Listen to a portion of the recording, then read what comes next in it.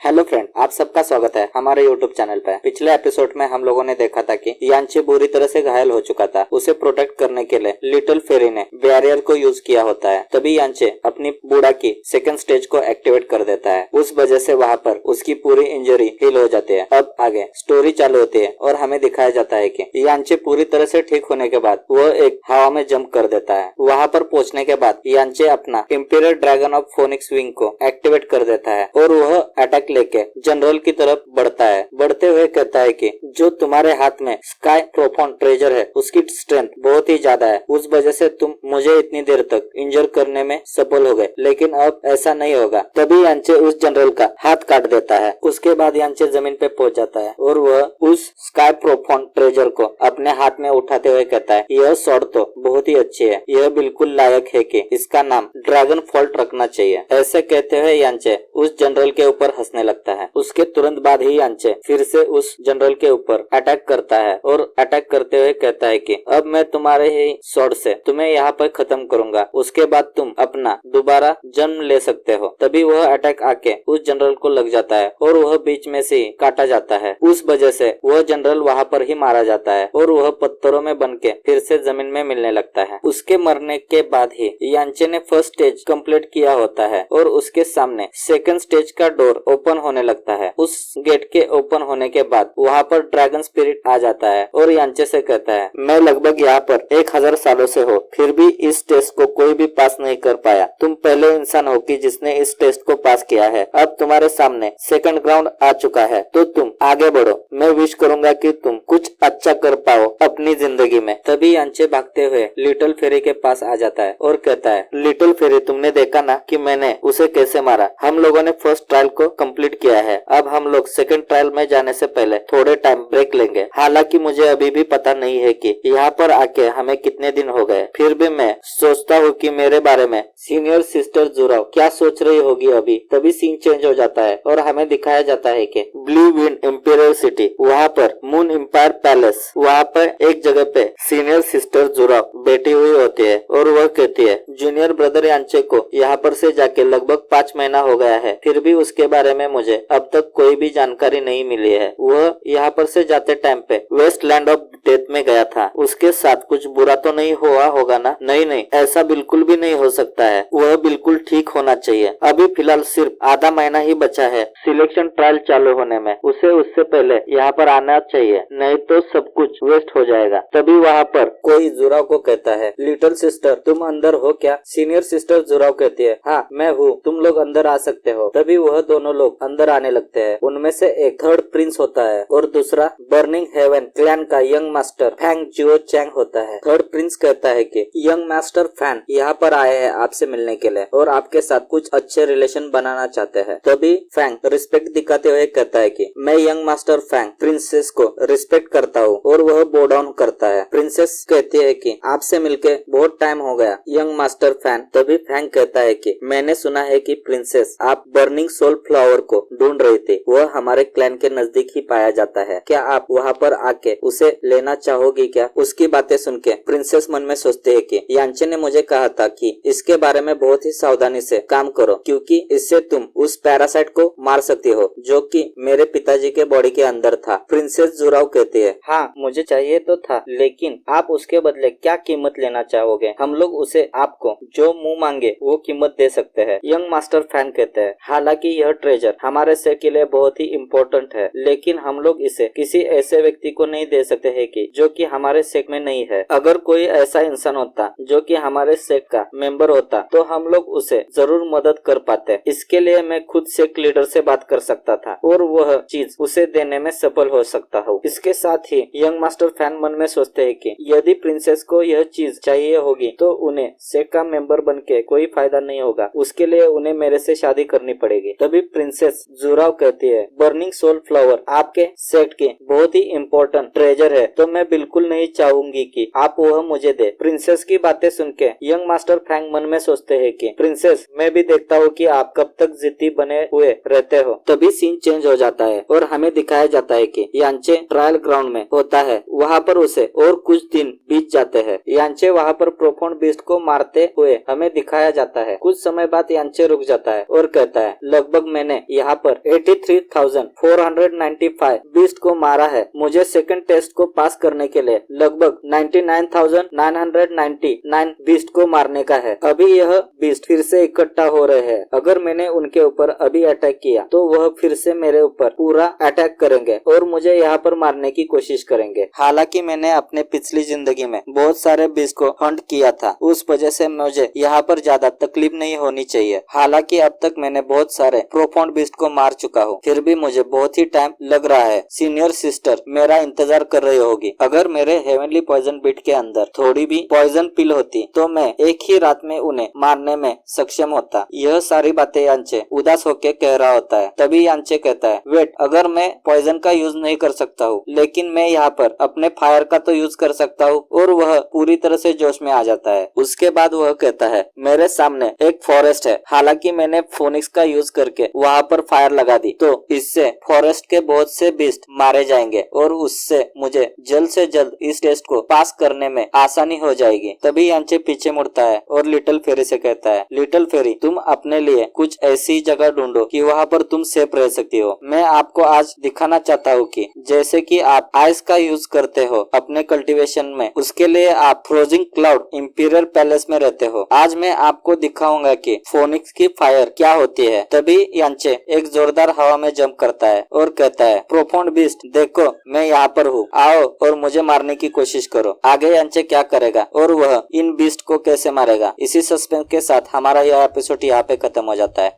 अगर आपको हमारा एक्सप्लेनेशन अच्छा लगे तो चैनल को लाइक करें, सब्सक्राइब करें। Thank you for watching this video.